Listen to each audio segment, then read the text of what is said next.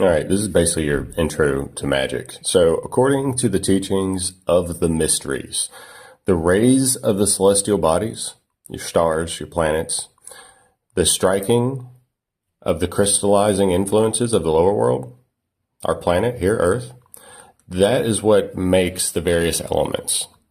So, partaking of the astral virtues of their source, these elements neutralize certain unbalanced forms of celestial activity, and when properly combined, contribute much to the well-being of man. They basically make up everything. It's the frequencies of all that combined in such a sweetness that makes this space down here below. Their songs with a weird breath through this layered system above us is what allows our sweet spot, our Goldilocks zone.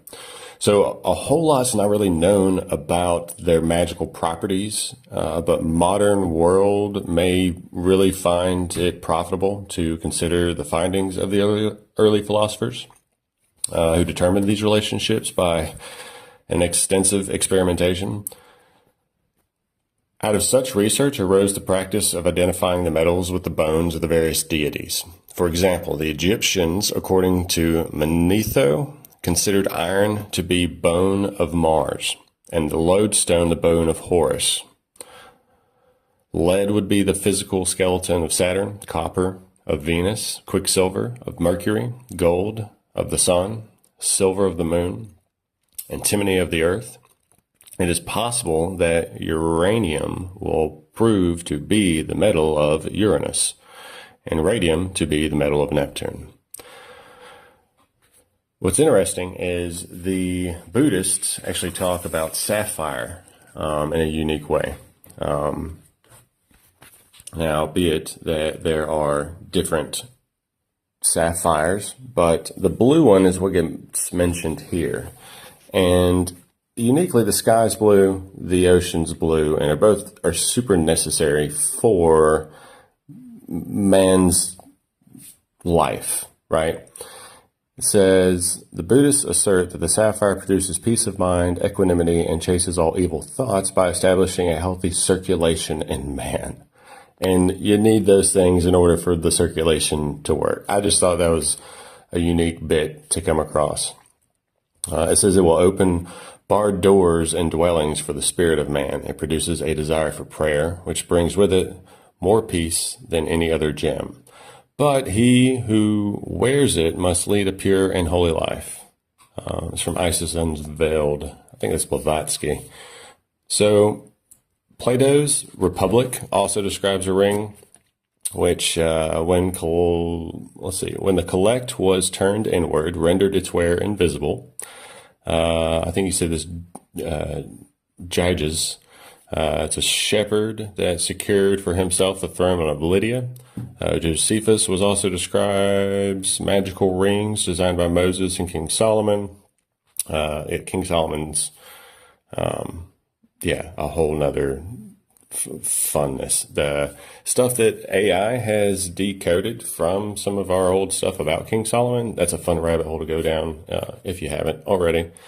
Aristotle also mentions one which brought love and honor to its possessor.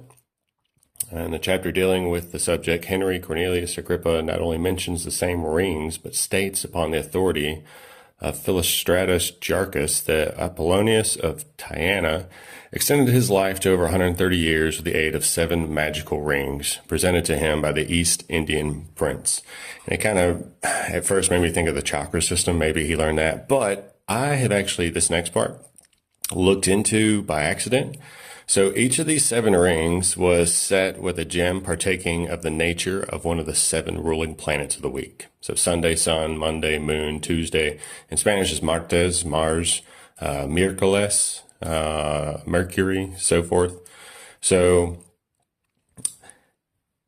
Apollonius protected himself against sickness and death by the intervention of the planetary influences.